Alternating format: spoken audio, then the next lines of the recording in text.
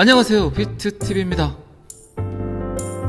최근 뉴스 보시면 계속해서 나오는 이야기지만 제롬 파월의 금리 정책, 미국의 경기 침체, 그리고 이제 바이든까지 나서서 금융기업들의 도산을 막으려는 금융 정책들. 자, 여기서부터는 구독자분들에게만 노출이 되는 영상입니다. 구독, 좋아요 좀 눌러주시고요.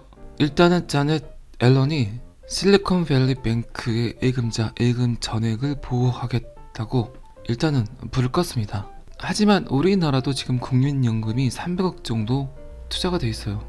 연금, 기업, 채권, 요거는 보호를 받지 못하는 걸로 알고 있습니다. 항상 말씀드렸지만 신뢰할 수 있는 제3자들의 무능, 횡포, 탐욕, 이런 문제점들이 결국 활화산처럼 터지게 될 겁니다. 세계의 경제를 읽지 못하는 건 우리뿐만 아니라 정책 입안자들도 마찬가지죠. 며칠 동안 계속 제가 이야기 드리지만 사토시 나카모토, 비트코인 백서, 딴 걸 떠나서 그냥 우리 돈을 금융가에 맡기지 말자, 신뢰할 수 있는 제3자들을 믿었다가는 큰일 난다. 어쨌든 그런데 금융 거래는 해야 되죠. 자산의 이동은 꼭 필요하죠. 그게 뭐 대금 결제든 공과금 납부든 거래는 해야 되는데, 이렇게 계속해서 미국에서 16번째로 큰 은행이 무너져 버린다. 그들의 무능함에 의해서, 그리고 금리 인상에 의해서 무너져 버린다면 신뢰하기가 힘들겠죠. 우리나라는 안전할까요? 제가 얼핏 들은 바로는 새마을금고 조금 위험할 수 있습니다. 말씀드리기가 좀 뭐하지만 항상 일은 터지고 나서 소비자들이 느끼죠. 어쨌든 계속해서 중재자 없는 거래를 유도하고 있습니다. 요구하고 있습니다. 누가 뭐라고 하지 않았는데 사람들은 피부로 느껴갈 겁니다. 그런데 지금 암호화폐의 활용, 특히 이제 국제송금을 할 때 아직도 스위프트를 통해서 6군데 정도를 거쳐서 국제송금을 하시는 분들이 꽤 많습니다만, 근데 뭐 여러분들은 아시겠지만 암호화폐로 옮겨버리면 굉장히 빠르죠. 특히 XRP 트론 같은 경우는 뭐 2, 3초면 송금이 돼버리죠. 그리고 XRP는 트론으로 받아서 현금화를 한다. 요거를 아는 분들은 어쨌든 여러분들이죠. 국제송금의 어마무지한 수수료, 그리고 소요되는 기간들, 이거 정말 어떻게든 해결해야 될 거라는 생각 드시지 않습니까? 그리고 제가 뉴스를 보니까 실리콘밸리 파산 직전에 압류가 되기 몇 시간 전에 보너스를 지급을 했다고 하네요. 양심도 없고 도덕성 아예 없습니다. 우리는 한 번도 우리의 돈을 그들에게 맡기면서 우리의 돈을 가지고 돈놀이를 하라고 한 적 없습니다. 그리고 금융인들은 어마무지한 연봉을 받으면서, 실리콘밸리가 특히 연봉이 셌다고 하더라고요. 초봉 연봉이 3억 3천만 원 정도 했다고 합니다. 그런데 파산 직전 막대한 보너스를 지급했다. 그리고 실리콘밸리 뱅크 회장은 파산하기 11일 전 지분을 매각을 해버렸다는 이야기를 드렸습니다. 우리는 한 번도 우리의 돈으로 돈놀이 하라고 한 적도 없는데 그들이 돈놀이를 잘못해서 은행은 파산을 하고 보너스도 챙겨가고 아무 얘기도 말하지 않고 지분을 매각하고, 이게 뭐 2008년 리만 브라더스 사태와 똑같죠 거의. 그리고 어제 뉴욕에 있는 시그니처 은행이 파산을 했습니다. 연쇄 파산의 신호탄이 아닌가 그런 생각을 합니다. 미국 은행이 5천여 개 정도 있으니까 16이지만 자산 규모가 275조예요. 작은 규모의 회사가 아닙니다. 그리고 중국, 영국, 캐나다, 덴마크, 독일 11개국에 진출이 되어 있고, 어제 제가 영상에서 영국 실리콘밸리 은행 폐쇄했다는 이야기는 드렸죠.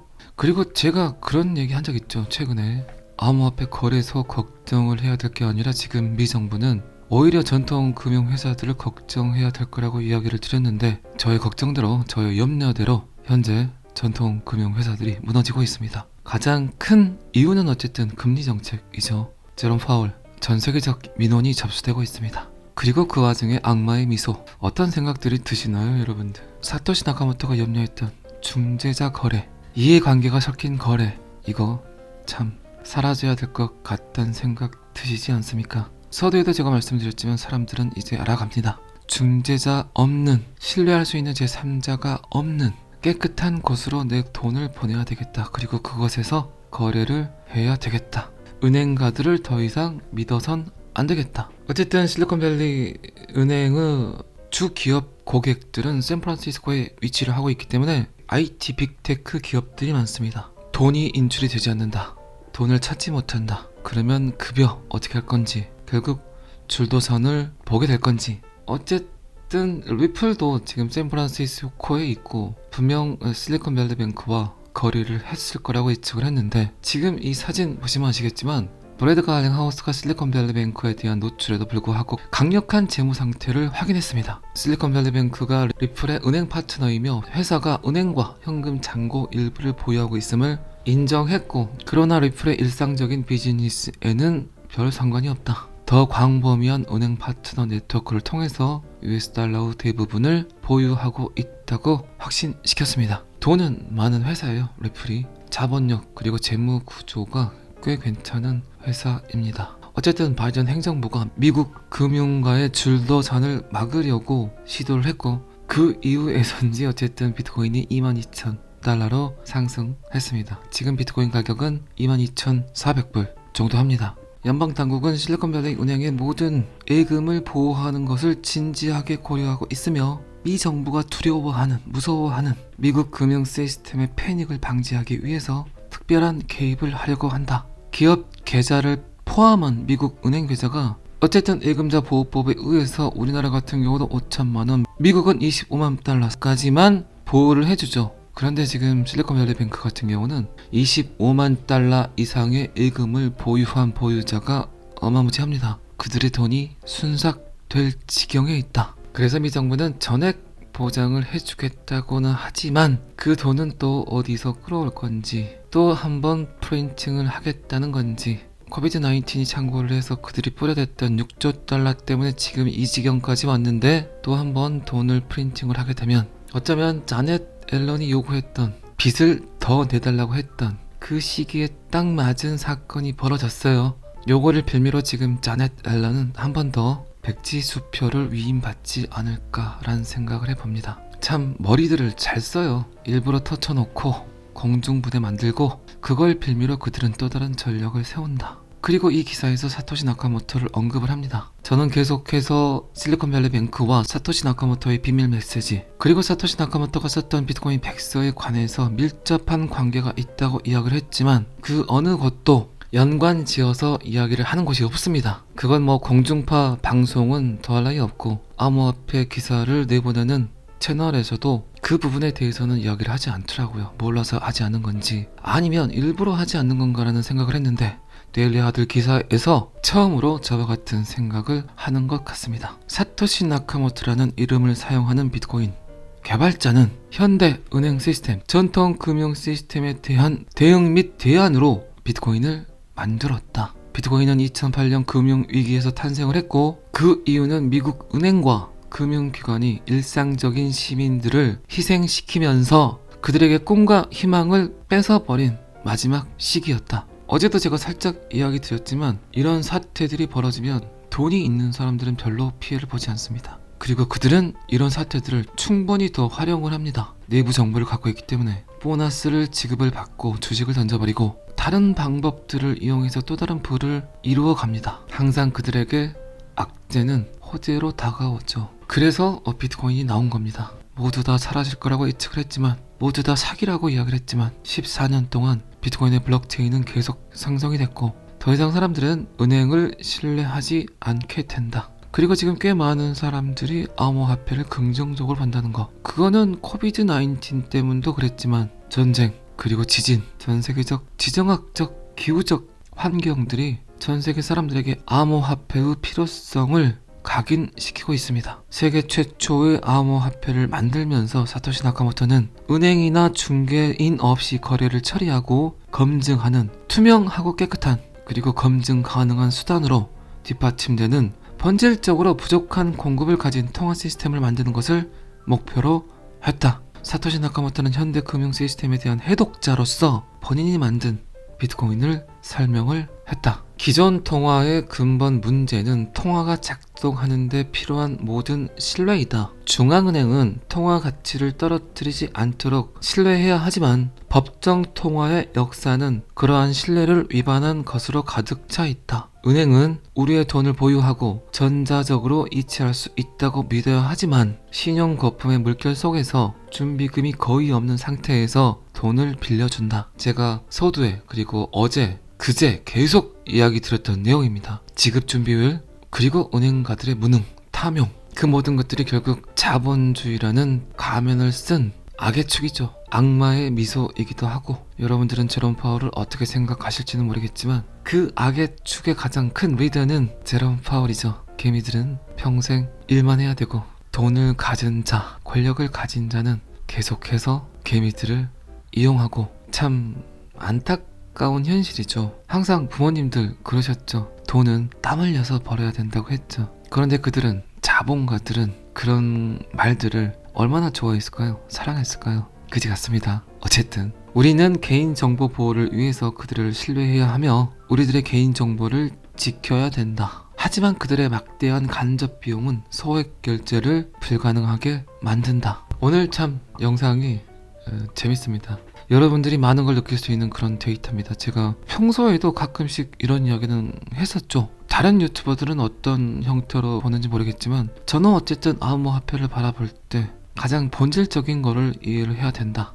왜 사토시 나카모토라는 익명의 개발자가 비트코인을 만들었는가? 그러면 그 안에 답이 있다 라고 제가 여러 번 이야기를 드렸는데, 이제 점점 제가 여러분들께 본질적인 이야기를 했던 것들에 대한 명백한 해답들이 나타나고 있습니다. 비트코인 백서에도 분명히 나와 있는 내용이, 판매자는 물건을 보냈는데 구매자는 물건을 받지 않았다고 할 수 있다. 그럴 수 있죠. 지금같이 이렇게 온라인 판매를 통해서 직접 구매를 하지 않고 인터넷을 통해서 구매를 하는 시대에 판매자는 보냈는데 구매자는 받지 않았다고 해버린다. 쌩까버린다. 지금 좀 빈번히 일어나는 일들이죠. 그리고 구매자는 돈을 보냈는데 판매자가 돈을 받지 않았다고 할 수 있다. 엄청 난감하죠. 이런 것들도. 그래서 어떤 걸 요구하나요? 판매자나 소비자에게 서로 무분별한 개인정보를 요구를 합니다. 이게 문제라는 거죠. 소비자는 판매자를 믿지 못하고 판매자는 소비자를 믿지 못한다. 그래서 엄청나게 많은 개인정보를 요구를 합니다. 주소, 카드번호, 심지어는 비번.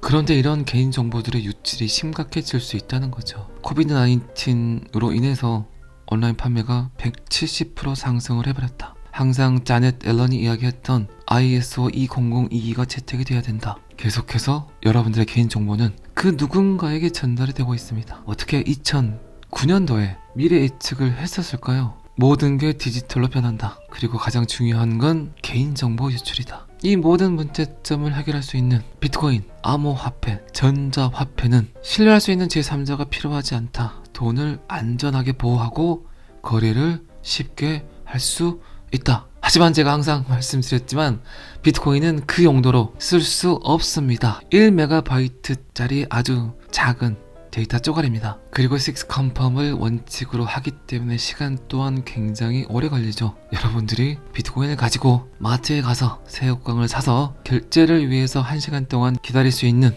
인내력이 있다면 비트코인을 사용하시기 바랍니다. 그리고 항상 말씀드리지만 비트코인이 10,000번 정도 업그레이드가 된 코인이 있다면 참 좋겠다. 속도도 빠르고 수수료는 너무 작고 쓴 것 같지도 않고, 그리고 확장성도 큰 그런 코인이 결국 인류에게 쓰이게 될 겁니다. 그 코인이 뭔지는 잘 아시죠? 아직도 잘 모르시겠다면 제 영상을 10개 정도 보시면 알 거라고 생각을 합니다. 다시 한번 세계좀비통화, 세계기축통화 리플은 $10,000로 디자인되었다. 전세계 80억 인구가 쓰기에는 전혀 손색이 없다. 자, 이 기사는 여기까지만 보시고요. 로버트 기요사키가 지금 22,000불까지 오른 비트코인에 대해서 비트코인의 상승은 비트코인이 병든 경제에 대한 반응이라는 표현을 했습니다. 저랑 비슷한 생각을 갖고 있습니다. 결국 돈은 암호화폐로 몰릴 거라고 생각을 합니다. 제가 앞 데이터에서 계속해서 이야기 드렸죠. 시민들은, 소비자들은 계속해서 중재자 없는 거래를 원할 겁니다. 그리고 암호화폐를 알아갈 겁니다. 항상 로버트 키요사키가 이야기했던 가짜 돈은 던져라, 달러를 던져라, 프린팅이 되는 돈들은 던져라, 아무 의미 없다. 그리고 비트코인과 같은 확실한 공급이 있는 자산에 투자해라. 여러분들은 손에 보이지도 않고 눈에 직접적으로 보이지 않는 비트코인이 무슨 3천만 원이나 해 라고 표현할 수 있지만, 어쨌든 스마트폰이 여러분들 손에 쥐어지는 순간 모든 종이들이 사라지고 있습니다. 결국 돈 또한 사라지게 될 거라고 예측을 합니다. 그리고 방금 전에도 말씀드렸지만 비트코인이 그 일을 할 수는 없다. 그 일을 할 수 있는 코인은 단 하나뿐이다 라고 다시 한번 말씀드리고 싶습니다. 자, 이 기사도 여기까지만 보시고요. 실리콘밸리뱅크의 파산으로 영향을 받을 만한 암호화폐 회사, 거래소 다음과 같습니다. 블록파이도 영향을 좀 받고, 판도라 캐피탈도 좀 영향을 받고, 아발란체, 그리고 유가랩스, 그리고 프루프까지 영향을 받는다고 합니다. 그만큼 실리콘밸리뱅크의 의지를 많이 했다는 뜻이겠죠. 그리고 지금 USDC 디패깅 1달러를 계속해서 어긋내고 있는 스테이블 코인 USDC 말들이 많죠. 위험하다. 테라 루나 때와 똑같은 조짐을 보이고 있다는 기사들이 뜨고 있습니다. 그래선 안 되겠죠. 1달러 패깅이 잘 돼야 되는데 디패깅 되고 있다. 그리고 그 소식을 접하면서 사람들이 보는 코인이 또 하나 있습니다. XRP. 그 기사 잠깐 봐보도록 하겠습니다. XRP는 USDC 디패깅 동안 자금을 보호하기 위한 솔루션으로 사용이 되었다. 암호화폐 및 금융산업 전체가 스테이블코인 USDC의 디패깅과 실리콘밸리 은행의 붕괴에 여전히 반응하고 있는데 XRP가 그러한 상황에서 잘 사용이 될 수 있다는 것이 입증이 되었다. 일부 금융기관들은 미 달러와 같은 화폐 통화와 완전히 분리된 탈중앙화 특성으로 인해서 XRP를 부와 자산을 보존하는 방법으로 사용하기 시작했다. 이런 사실들을 점점 알아가게 될 거예요. 여러분들이 알 필요는 없습니다. XRP를 보는 금융기관에서 XRP의 유틸리티, 특성들을 잘 이해를 하고 사용을 하게 될 겁니다. 블록체인 금융 서비스 회사인 리퍼 파이낸셜이 지금 위기 후 한복판에서 USDC를 XRP로 전환하고 있다는 소식이 방금 보도되었다. 리퍼 파이낸셜은 시장이 안정될 때까지 자본을 XRP로 옮길 것이라고 이야기를 했습니다. 결과적으로 일부 회사는 이러한 금융 위기에 대한 궁극적인 해치 수단으로 알려진 비트코인만큼 XRP도 그 역할을 충분히 할 수 있다고 믿고 있다는 거죠. 그리고 저는 오히려 비트코인보다 충분히 더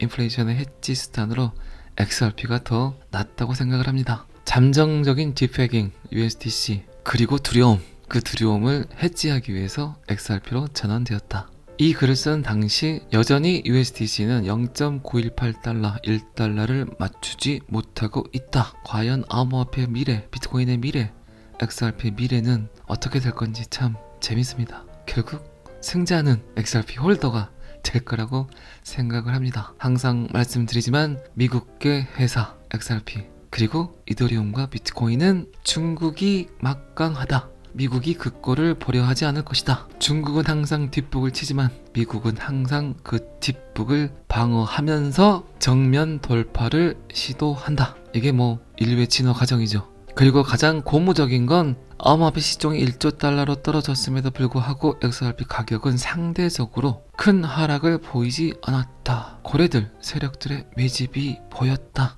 요거는 어제 제가 이야기 드렸죠. 요새 XRP를 보면 참 펀더멘탈이 강해진 것 같아요. 제 생각일 뿐이에요. XRP 사지 마세요. 사라고 한 적 없습니다. 그냥 지켜보세요. 평단을 낮추려고 하지 마시고 개수를 늘리려고 하지 마시고 여러분들이 신념을 갖기에 도움이 되는 영상들을 찾아보세요. 평단이 낮은 것보다 개수가 많은 것보다 더 강한 도구는 여러분들의 신념이라고 생각을 합니다. 잘 아시겠지만 저는 항상 여러분들의 성공 투자를 기원합니다. 오늘은 여기까지 하겠습니다. 구독과 좋아요는 항상 저를 너무너무 힘나게 합니다. 감사합니다. 비트TV였습니다.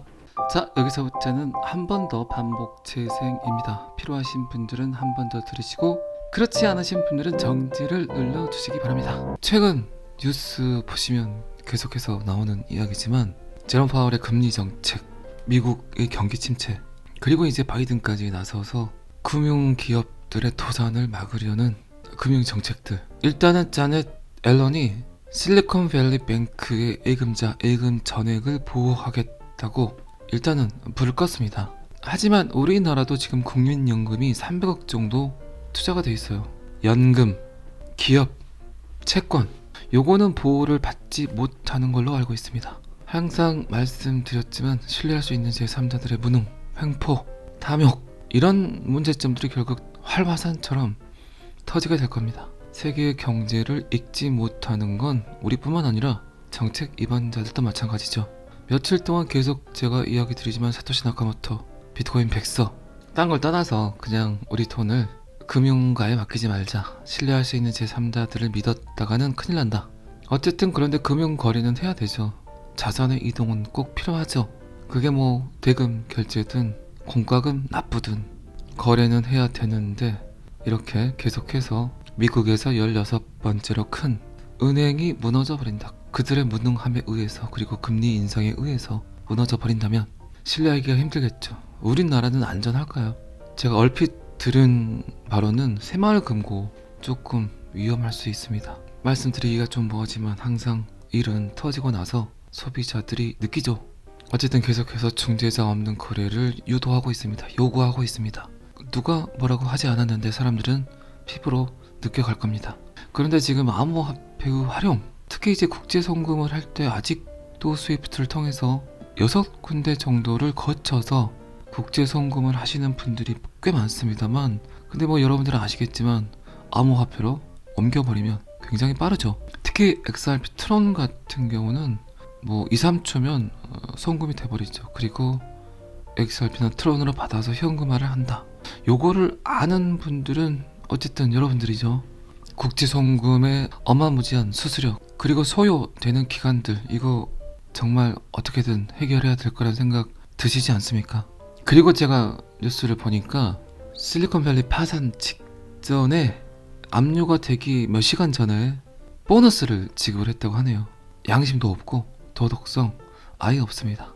우리는 한 번도 우리의 돈을 그들에게 맡기면서 우리의 돈을 가지고 돈놀이를 하라고 한 적 없습니다. 그리고 금융인들은 어마무지한 연봉을 받으면서 실리콘밸리가 특히 연봉이 셌다고 하더라고요. 초봉 연봉이 3억 3천만 원 정도 했다고 합니다. 그런데 파산 직전 막대한 보너스를 지급했다. 그리고 실리콘밸리 뱅크 회장은 파산하기 11일 전 지분을 매각을 해버렸다는 이야기를 드렸습니다. 우리는 한 번도 우리의 돈으로 돈놀이 하라고 한 적도 없는데 그들이 돈놀이를 잘못해서 은행은 파산을 하고 보너스도 챙겨가고 아무에게도 말하지 않고 지분을 매각하고, 이게 뭐 2008년 리만 브라더스 사태와 똑같죠 거의. 그리고 어제 뉴욕에 있는 시그니처 은행이 파산을 했습니다. 연쇄 파산의 신호탄이 아닌가 그런 생각을 합니다. 미국 은행이 5천여 개 정도 있으니까 16이지만 자산 규모가 275조예요. 작은 규모의 회사가 아닙니다. 그리고 중국, 영국, 캐나다, 덴마크, 독일 11개국에 진출이 되어 있고, 어제 제가 영상에서 영국 실리콘밸리 은행 폐쇄했다는 이야기는 드렸죠. 그리고 제가 그런 얘기 한 적 있죠. 최근에 암호화폐 거래소 걱정을 해야 될 게 아니라 지금 미 정부는 오히려 전통 금융회사들을 걱정해야 될 거라고 이야기를 드렸는데, 저의 걱정대로, 저의 염려대로 현재 전통 금융회사들이 무너지고 있습니다. 가장 큰 이유는 어쨌든 금리 정책이죠. 제롬 파월 전 세계적 민원이 접수되고 있습니다. 그리고 그 와중에 악마의 미소, 어떤 생각들이 드시나요 여러분들? 사토시 나카모토가 염려했던 중재자 거래, 이해관계가 섞인 거래, 이거 참 사라져야 될 것 같다는 생각 드시지 않습니까? 서두에도 제가 말씀드렸지만 사람들은 이제 알아갑니다. 중재자 없는, 신뢰할 수 있는 제3자가 없는 깨끗한 곳으로 내 돈을 보내야 되겠다. 그리고 그것에서 거래를 해야 되겠다. 은행가들을 더 이상 믿어선 안 되겠다. 어쨌든 실리콘밸리 은행의 주 기업 고객들은 샌프란시스코에 위치를 하고 있기 때문에 IT 빅테크 기업들이 많습니다. 돈이 인출이 되지 않는다. 돈을 찾지 못한다. 그러면 급여 어떻게 할 건지, 결국 줄도선을 보게 될 건지. 어쨌든 리플도 지금 샌프란시스코에 있고 분명 실리콘밸리 뱅크와 거래를 했을 거라고 예측을 했는데, 지금 이 사진 보시면 아시겠지만 브래드 갈링하우스가 실리콘밸리 뱅크에 대한 노출에도 불구하고 강력한 재무 상태를 확인했습니다. 실리콘밸리 뱅크가 리플의 은행 파트너이며 회사가 은행과 현금 잔고 일부를 보유하고 있음을 인정했고, 그러나 리플의 일상적인 비즈니스에는 별 상관이 없다. 더 광범위한 은행 파트너 네트워크를 통해서 US 달러의 대부분을 보유하고 있다고 확신시켰습니다. 돈은 많은 회사예요. 리플이 자본력 그리고 재무 구조가 꽤 괜찮은 회사입니다. 어쨌든 바이든 행정부가 미국 금융가의 줄도산을 막으려고 시도를 했고, 그 이후에선지 어쨌든 비트코인이 22,000달러로 상승했습니다. 지금 비트코인 가격은 22,400불 정도 합니다. 연방당국은 실리콘밸리 은행의 모든 예금을 보호하는 것을 진지하게 고려하고 있으며 미 정부가 두려워하는, 무서워하는 미국 금융 시스템의 패닉을 방지하기 위해서 특별한 개입을 하려고 한다. 기업 계좌를 포함한 미국 은행 계좌가 어쨌든 예금자 보호법에 의해서 우리나라 같은 경우도 5천만 원, 미국은 25만 달러까지만 보호를 해주죠. 그런데 지금 실리콘밸리 뱅크 같은 경우는 25만 달러 이상의 예금을 보유한 보유자가 어마무지합니다. 그들의 돈이 순삭될 지경에 있다. 그래서 미 정부는 전액 보장을 해주겠다고는 하지만 그 돈은 또 어디서 끌어올 건지, 또 한번 프린팅을 하겠다는 건지, 코비드 19이 창궐을 해서 그들이 뿌려댔던 6조 달러 때문에 지금 이 지경까지 왔는데 또 한번 돈을 프린팅을 하게 되면 어쩌면 자넷 앨런이 요구했던 빚을 더 내달라고 했던 그 시기에 딱 맞은 사건이 벌어졌어요.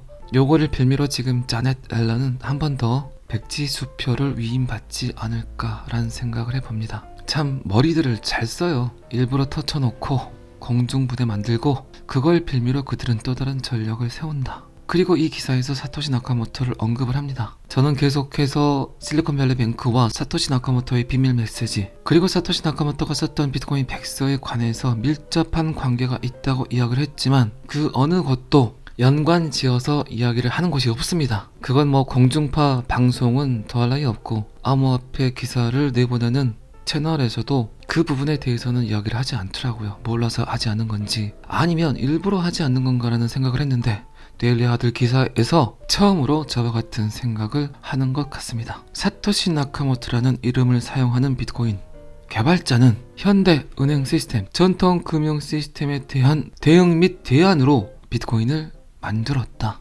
비트코인은 2008년 금융위기에서 탄생을 했고 그 이유는 미국 은행과 금융기관이 일상적인 시민들을 희생시키면서 그들에게 꿈과 희망을 뺏어버린 마지막 시기였다. 어제도 제가 살짝 이야기 드렸지만 이런 사태들이 벌어지면 돈이 있는 사람들은 별로 피해를 보지 않습니다. 그리고 그들은 이런 사태들을 충분히 더 활용을 합니다. 내부 정보를 갖고 있기 때문에 보너스를 지급을 받고 주식을 던져버리고 다른 방법들을 이용해서 또 다른 부를 이루어 갑니다. 항상 그들에게 악재는 호재로 다가오죠. 그래서 비트코인이 나온 겁니다. 모두 다 사라질 거라고 예측을 했지만, 모두 다 사기라고 이야기를 했지만 14년 동안 비트코인의 블록체인은 계속 상승이 됐고 더 이상 사람들은 은행을 신뢰하지 않게 된다. 그리고 지금 꽤 많은 사람들이 암호화폐를 긍정적으로 본다는 거, 그거는 코비드 19 때문도 그랬지만 전쟁, 그리고 지진, 전 세계적 지정학적 기후적 환경들이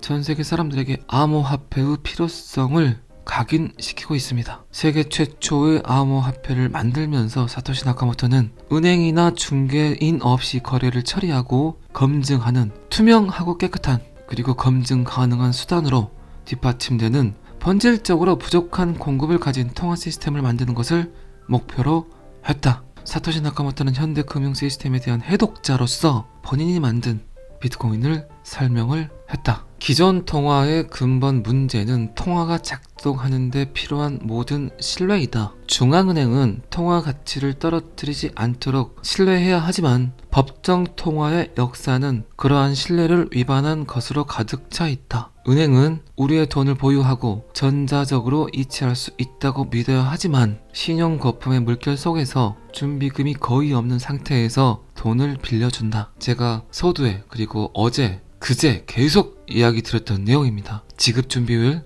그리고 은행가들의 무능, 탐욕, 그 모든 것들이 결국 자본주의라는 가면을 쓴 악의 축이죠. 악마의 미소이기도 하고, 여러분들은 제롬 파월을 어떻게 생각하실지는 모르겠지만 그 악의 축의 가장 큰 리더는 제롬 파월이죠. 개미들은 평생 일만 해야 되고 돈을 가진 자, 권력을 가진 자는 계속해서 개미들을 이용하고, 참 안타까운 현실이죠. 항상 부모님들 그러셨죠. 돈은 땀 흘려서 벌어야 된다고 했죠. 그런데 그들은, 자본가들은 그런 말들을 얼마나 좋아했을까요? 사랑했을까요? 그지 같습니다. 어쨌든 우리는 개인정보 보호를 위해서 그들을 신뢰해야 하며 우리들의 개인정보를 지켜야 된다. 하지만 그들의 막대한 간접 비용은 소액 결제를 불가능하게 만든다. 오늘 참 영상이 재밌습니다. 여러분들이 많은 걸 느낄 수 있는 그런 데이터입니다. 제가 평소에도 가끔씩 이런 이야기는 했었죠. 다른 유튜버들은 어떤 형태로 보는지 모르겠지만 저는 어쨌든 암호화폐를 바라볼 때 가장 본질적인 거를 이해를 해야 된다. 왜 사토시 나카모토라는 익명의 개발자가 비트코인을 만들었는가? 그러면 그 안에 답이 있다 라고 제가 여러 번 이야기를 드렸는데, 이제 점점 제가 여러분들께 본질적인 이야기를 했던 것들에 대한 명백한 해답들이 나타나고 있습니다. 비트코인 백서에도 분명히 나와 있는 내용이 판매자는 물건을 보냈는데 구매자는 물건을 받지 않았다고 할 수 있다. 그럴 수 있죠. 지금같이 이렇게 온라인 판매를 통해서 직접 구매를 하지 않고 인터넷을 통해서 구매를 하는 시대에 판매자는 보냈는데 구매자는 받지 않았다고 해버린다. 쌩까버린다. 지금 좀 빈번히 일어나는 일들이죠. 그리고 구매자는 돈을 보냈는데 판매자가 돈을 받지 않았다고 할 수 있다. 엄청 난감하죠. 이런 것들도. 그래서 어떤 걸 요구하나요? 판매자나 소비자에게 서로 무분별한 개인정보를 요구를 합니다. 이게 문제라는 거죠. 소비자는 판매자를 믿지 못하고 판매자는 소비자를 믿지 못한다. 그래서 엄청나게 많은 개인정보를 요구를 합니다. 주소, 카드번호, 심지어는 비번. 그런데 이런 개인정보들의 유출이 심각해질 수 있다는 거죠. 코비드 19으로 인해서 온라인 판매가 170% 상승을 해버렸다. 항상 자넷 앨런이 이야기했던 ISO 20022가 채택이 돼야 된다. 계속해서 여러분들의 개인정보는 그 누군가에게 전달이 되고 있습니다. 어떻게 2009년도에 미래 예측을 했었을까요? 모든 게 디지털로 변한다. 그리고 가장 중요한 건 개인정보 유출이다. 이 모든 문제점을 해결할 수 있는 비트코인, 암호화폐, 전자화폐는 신뢰할 수 있는 제3자가 필요하지 않다. 돈을 안전하게 보호하고 거래를 쉽게 할 수 있다. 하지만 제가 항상 말씀드렸지만 비트코인은 그 용도로 쓸 수 없습니다. 1MB짜리 아주 작은 데이터 쪼가리입니다. 그리고 6 컨펌을 원칙으로 하기 때문에 시간 또한 굉장히 오래 걸리죠. 여러분들이 비트코인을 가지고 마트에 가서 새우깡을 사서 결제를 위해서 1시간 동안 기다릴 수 있는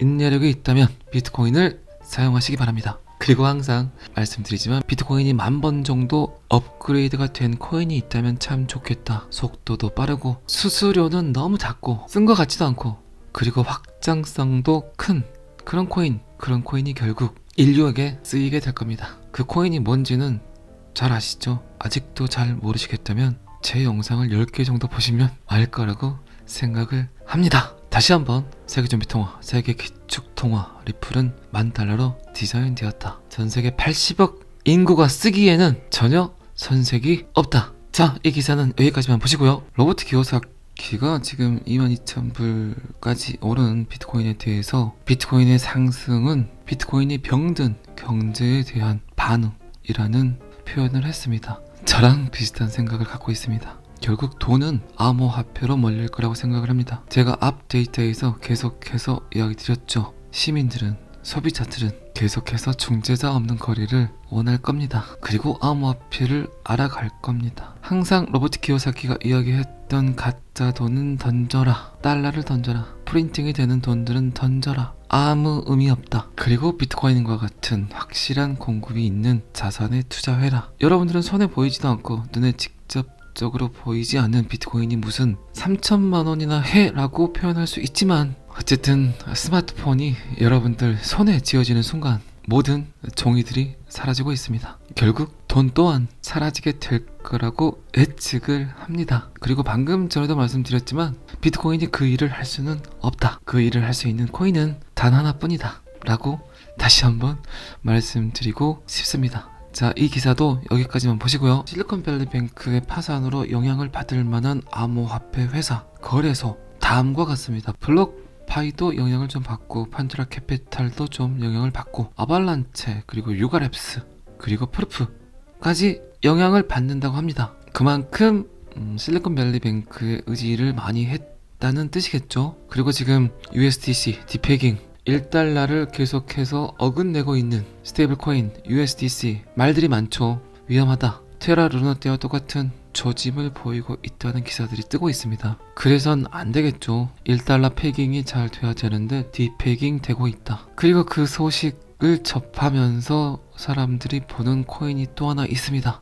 XRP. 그 기사 잠깐 봐보도록 하겠습니다. XRP는 USDC 디페깅 동안 자금을 보호하기 위한 솔루션으로 사용이 되었다. 암호화폐 및 금융산업 전체가 스테이블코인 USDC의 디페깅과 실리콘밸리 은행의 붕괴에 여전히 반응하고 있는데 XRP가 그러한 상황에서 잘 사용이 될 수 있다는 것이 입증이 되었다. 일부 금융기관들은 미 달러와 같은 화폐 통화와 완전히 분리된 탈중앙화 특성으로 인해서 XRP를 부와 자산을 보존하는 방법으로 사용하기 시작했다. 이런 사실들을 점점 알아가게 될 거예요. 여러분들이 알 필요는 없습니다. XRP를 보는 금융기관에서 XRP의 유틸리티 특성들을 잘 이해를 하고 사용을 하게 될 겁니다. 블록체인 금융 서비스 회사인 리퍼 파이낸셜이 지금 위기 후 한복판에서 USDC를 XRP로 전환하고 있다는 소식이 방금 보도되었다. 리퍼 파이낸셜은 시장이 안정될 때까지 자본을 XRP로 옮길 것이라고 이야기를 했습니다. 결과적으로 일부 회사는 이러한 금융 위기에 대한 궁극적인 해지 수단으로 알려진 비트코인만큼 XRP도 그 역할을 충분히 할 수 있다고 믿고 있다는 거죠. 그리고 저는 오히려 비트코인보다 충분히 더 인플레이션의 해지 수단으로 XRP가 더 낫다고 생각을 합니다. 잠정적인 디페깅 USDC 그리고 두려움, 그 두려움을 해지하기 위해서 XRP로 전환되었다. 이 글을 쓴 당시 여전히 USDC는 0.918달러, 1달러를 맞추지 못하고 있다. 과연 암호화폐의 미래, 비트코인의 미래, XRP의 미래는 어떻게 될 건지 참 재밌습니다. 결국 승자는 XRP 홀더가 될 거라고 생각을 합니다. 항상 말씀드리지만 미국계 회사 XRP 그리고 이더리움과 비트코인은 중국이 막강하다. 미국이 그 꼴을 보려 하지 않을 것이다. 중국은 항상 뒷북을 치지만 미국은 항상 그 뒷북을 방어하면서 정면 돌파를 시도한다. 이게 뭐 인류의 진화 과정이죠. 그리고 가장 고무적인 건 암호화폐 시총이 1조 달러로 떨어졌음에도 불구하고 XRP 가격은 상대적으로 큰 하락을 보이지 않았다. 고래들, 세력들의 매집이 보였다. 요거는 어제 제가 이야기 드렸죠. 요새 XRP를 보면 참 펀더멘탈이 강해진 것 같아요. 제 생각일 뿐이에요. XRP 사지 마세요. 사라고 한 적 없습니다. 그냥 지켜보세요. 평단을 낮추려고 하지 마시고 개수를 늘리려고 하지 마시고 여러분들이 신념을 갖기에 도움이 되는 영상들을 찾아보세요. 평단이 낮은 것보다 개수가 많은 것보다 더 강한 도구는 여러분들의 신념이라고 생각을 합니다. 잘 아시겠지만 저는 항상 여러분들의 성공 투자를 기원합니다. 오늘은 여기까지 하겠습니다. 구독과 좋아요는 항상 저를 너무너무 힘나게 합니다. 감사합니다. 비트TV였습니다.